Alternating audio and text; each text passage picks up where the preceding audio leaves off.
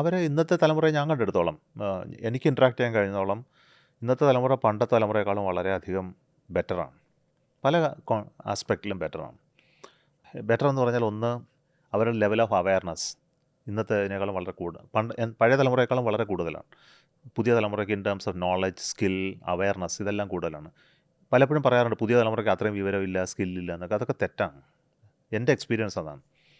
രണ്ടാമത്തെ അവർക്ക് ചില പ്രോബ്ലംസ് ഉണ്ട്. കാരണം അതൊരു സോഷ്യൽ പ്രോബ്ലമാണ്. ഒരു സോഷ്യൽ ട്രാൻസ്ഫോർമേഷനിലൂടെ കടന്നു വരുന്ന തലമുറയാണ്. ഇപ്പോൾ നമ്മുടെയൊക്കെ തലമുറയിൽ സ്ട്രെസ്സ് ഹാൻഡിൽ ചെയ്യാനായിട്ട് കുറച്ചും കൂടെ എളുപ്പമായിരുന്നു. കാരണം നമുക്ക് അത്ര ലെവൽ ഓഫ് സ്ട്രെസ്സ് ഉണ്ടായിരുന്നെങ്കിൽ ഇന്നത്തെ പോലത്തെ സ്ട്രെസ് ലെവലില്ല. അത് സ്ട്രെസ് എക്സ്പെക്റ്റേഷൻ്റെ സ്ട്രെസ്സുണ്ട്, സർവൈവലിൻ്റെ സ്ട്രെസ്സുണ്ട്, ആസ്പിറേഷൻ്റെ സ്ട്രെസ്സുണ്ട്, ഇമോഷണൽ സ്ട്രെസ്സുണ്ട്. ഇതെല്ലാം ഹാൻഡിൽ ചെയ്യാനായിട്ട് പലപ്പോഴും പഠിപ്പിക്കപ്പെടുന്നില്ല. അതായത് അവർ ലൈഫിൽ അത്തരം കണ്ടീഷനിലൂടെ കടന്നു പോകാത്തതുകൊണ്ട് ഓൾ ഓൺ എ സഡൻ വരുമ്പോൾ പലപ്പോഴും തകർന്നു പോകുന്ന ഒരു സ്വഭാവമുണ്ട്. അതൊരു സ്വഭാവമാണ് തലമുറയുടെ. അതല്ലാതെ അവരുടെ സ്കില്ല് വളരെ നല്ലതാണ്. അപ്പോൾ എനിക്ക് പറയാനുള്ളത് എന്താണ്, ഈ ആസ്പെക്റ്റിനെ ഹാൻഡിൽ ചെയ്യാനാണ് തലമുറ കൂടുതൽ ശ്രമിക്കേണ്ടത്. നിങ്ങളെല്ലാം നോളജബിളാണ്, കേപ്പബിളാണ്, ലീഡർഷിപ്പ് പോസ്റ്റിലേക്ക് വരുന്നവരാണ്. പക്ഷേ അവരുടെ ഇമോഷണൽ സൈഡ് പലപ്പോഴും വീക്കാണ്. അത് സ്ട്രോങ് ആക്കുക എന്നുള്ളതാണ് ചെറുപ്പം മുതലേ ചെയ്യേണ്ട കാര്യം. അത് അവരോട് ഇന്ന് പറഞ്ഞിട്ട് കാര്യമൊന്നുമില്ല. അതിൻ്റെ ഉത്തരവാദിത്തം മാതാപിതാക്കളിലാണ്. അവർ കുട്ടികളെ ആ രീതിയിൽ പ്രിപ്പയർ ചെയ്യുന്നതിന് പ്രധാനമായിട്ടും വേണ്ടത് ഉത്തരവാദിത്തങ്ങൾ ഏൽപ്പിച്ചു കൊടുക്കുക എന്നുള്ളതാണ്. കുട്ടികൾക്ക് ഉത്തരവാദിത്തം കൊടുക്കാതിരിക്കുക എന്നുള്ളത് ഇന്നത്തെ തലമുറയുടെ വലിയൊരു കുഴപ്പമാണ്. പാരൻസ് അവർക്ക് ഉത്തരവാദിത്തങ്ങൾ ഏൽപ്പിക്കില്ല.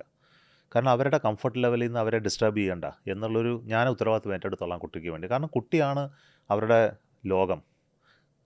കാരണം കുടുംബങ്ങൾ ചെറുതാകുമ്പോൾ ഉണ്ടാകുന്ന വലിയൊരു പ്രശ്നമാണ്. കുട്ടികളിലേക്ക് ഒതുങ്ങുന്നു. പണ്ട് കുട്ടികളെ അറ്റൻഡ് ചെയ്യാനൊന്നും അച്ഛനും അമ്മയ്ക്കും നേരമില്ലായിരുന്നു. എൻ്റെ അച്ഛൻ എന്നെ മൈൻഡ് ചെയ്തിട്ട് പോലുമില്ല. അത് ഈ പുസ്തകം കൊണ്ടൊന്നും തരുന്നതല്ലാതെ. അമ്മയാവട്ടെ, അമ്മയ്ക്ക് ഇഷ്ടം പോലെ പണികൾ വേറെ ഉണ്ടായിരുന്നു. അപ്പോൾ നമ്മളിൽ സ്വന്തമാണ്.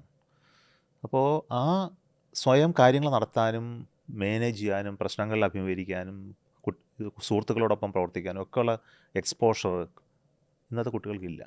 അതുകൊണ്ട് തന്നെ അവർ പലപ്പോഴും പ്രശ്നങ്ങളിലേക്ക് പോകുന്നു. പക്ഷേ ഫ്രണ്ട്സ് ഇല്ല എന്ന് പറയല്ല. ചില ഫ്രണ്ട്ഷിപ്പിനെ നന്നായിട്ട് ഹാൻഡിൽ ചെയ്യാൻ കഴിയുന്നവർ അത്തരം കേപ്പബിലിറ്റി ഉള്ളവരായി മാറും. അതില്ലാത്തവരുടെ എണ്ണവും ഉണ്ട്. ഐസൊലേറ്റഡ് ആയി പോകുന്നവരുണ്ട്. അപ്പോൾ അത്തരം പ്രശ്നങ്ങളാണ് ഇന്നത്തെ വലിയൊരു ഇഷ്യൂ. അതിനെ ഹാൻഡിൽ ചെയ്യാനായിട്ട് മാതാപിതാക്കൾ ശ്രദ്ധിക്കുക. 2, കുട്ടികളെ വളർത്തുന്നതിൽ ഏറ്റവും പ്രധാനപ്പെട്ട ജോലി എന്ന് പറയുന്നത് അവർക്ക് ഉത്തരവാദിത്തങ്ങൾ ഏൽപ്പിച്ചു കൊടുക്കുക എന്നുള്ളതാണ്. അവരെ കൊണ്ട് ജോലി ചെയ്യുക എന്നുള്ളതല്ല. അത് പണം ഹാൻഡിൽ ചെയ്യാനുണ്ട്, നമ്മുടെ വീട് മാനേജ് ചെയ്യുന്ന കാര്യത്തിലുണ്ട്, ഡിസിഷൻ എടുക്കുന്ന കാര്യങ്ങളിലുണ്ട്. ഇതിലൊക്കെ അവർ പാർട്ടിസിപ്പേറ്റ് ചെയ്യുക. ആ പാർട്ടിസിപ്പേഷനിലൂടെ അവർ കേപ്പബിൾ ഇൻഡിവിജ്വൽസായിട്ട് മാറും. അതിൽ നിന്ന് അവരെ ഒരിക്കലും തടയരുത്. അവർക്ക് വേണ്ടി ഒന്നും ചെയ്തു കൊടുക്കരുത്. കുട്ടികൾക്ക് വേണ്ടി ഒന്നും ചെയ്തു കൊടുക്കേണ്ട ആവശ്യമില്ല. അവർക്കറിയാം എന്താ ചെയ്യണമെന്ന്. അതിനുള്ള ചാൻസ് അവർക്ക് കൊടുക്കണം.